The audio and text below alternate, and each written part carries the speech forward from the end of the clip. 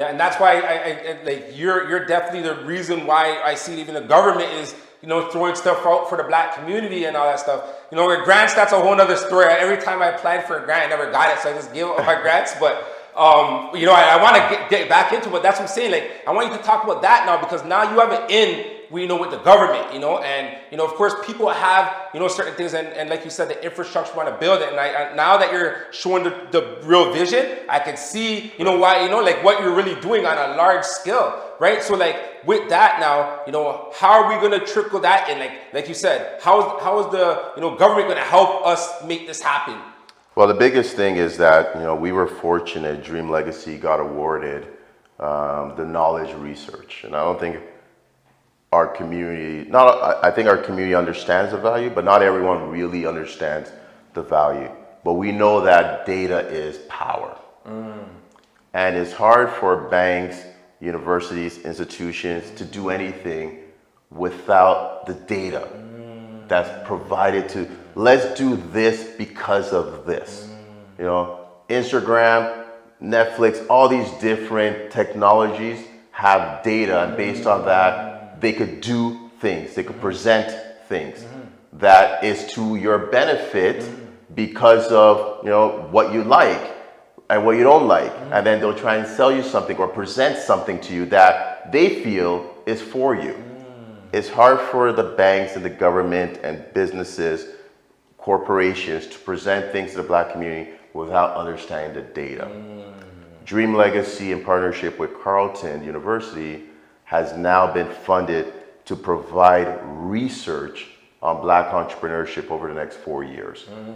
And we're going across Canada. We're going to do a partnership with another probably 10 to 15 universities and colleges across Canada and 100 black nonprofits to see what are the gaps in entrepreneurship for within the black community. What are the gaps for entrepreneurs when it comes to getting big contracts, when it comes to doing financing, when it comes to doing transaction in all industries that we're in today, industries that we're not in today, industries that are going to be big tomorrow, and how do we position ourselves to be part of that tomorrow, right? Like, how do we position ourselves to be part of the blockchain wave, the prop tech wave, the health tech wave, and other industries that are being built up. So that's the data that we're going to be researching on for the next 4 years, and I'm excited about that. Like, there's a lot of things that we're excited about under Dreammaker, but that's one area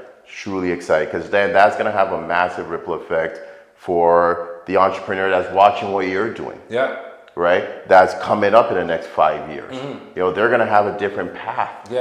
Because by the time they go to the banks are going to have recommendations of how to work with entrepreneurs, because everyone's different. Everyone's different. Right? So no, that we're excited about that. We're even at the mixer that we went to the other day, my boy Curtis, he's my client as well. I work with him, and then he showed me, some app idea he had, and I was like, yo, this is serious. Right? And after, I'm like, yo, this is a great idea, and I see he was coming, talking to you, talking to Sherrod, like different people that, could potentially invest. So what you're saying is you're setting up that platform, so if he could, like someone like him, he could go and make that happen, like on a faster scale, right? So that's our platform is on the research. What you're now talking about is what we're doing with BKR Capital. So BKR Capital is the first institutionally backed venture fund for black founders, black tech founders. We're backed $20 million fund, EDC, Scotiabank, BDC, Telus Ventures are all part of our investors in that fund to invest in founders. So we've already invested in 4 companies. We're going to be invested in 18 companies over the next 3 years. Check sizes from $250,000 to $500,000. And the goal is to find the next unicorn. The goal is to build black tech founders in Canada, because then there's a massive ripple effect. Now there's excess dollars in the community. That's what we need, exactly, for sure, to circle around. So let's say those 4 that got the thing. How did they get it? Like, can you tell us how do we get access to these funds? So they applied through our pipeline at BKR Capital, and then they went through a full process, right? So there's full due diligence, then we have an advisory team, we have an investment committee team, then we speak to their clients. So the 4 that we got into, one is called Goody. They're based out of Montreal. They're in the e-commerce platform. The next one is MICC. They're in the fintech space, out of PEI. Okay. Out of PEI, bro. Like that's the reach across Canada. They're doing great. They ended up closing on their round. And then the other one that we co-invested with some other LPs is called Trips or Plenty Waka.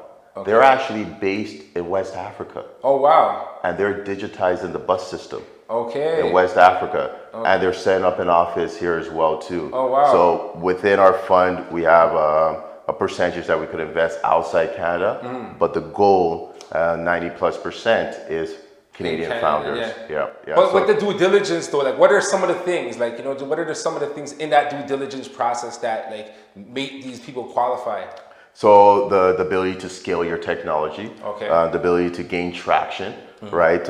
Like in terms of customer traction or business traction, what type of team that you have, what's your success story of as a founder, right? Because we're pre-seed to about Series A, right? You know, so in terms of valuation of companies, will be companies that are around 3 million valuation to about 12 million valuation, and looking to raise anywhere from $500,000 to about 1.5.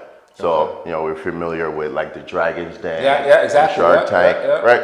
Like similarly to that. And now what we've done with our hotel/business hub by the airport, Dream Suites, is that we're turning that into a business hub, into a co-working space as well too.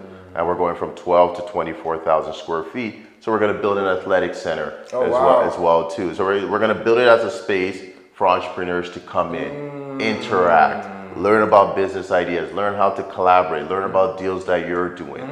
Like the event that we're at, imagine that event, but just as a regular normal day.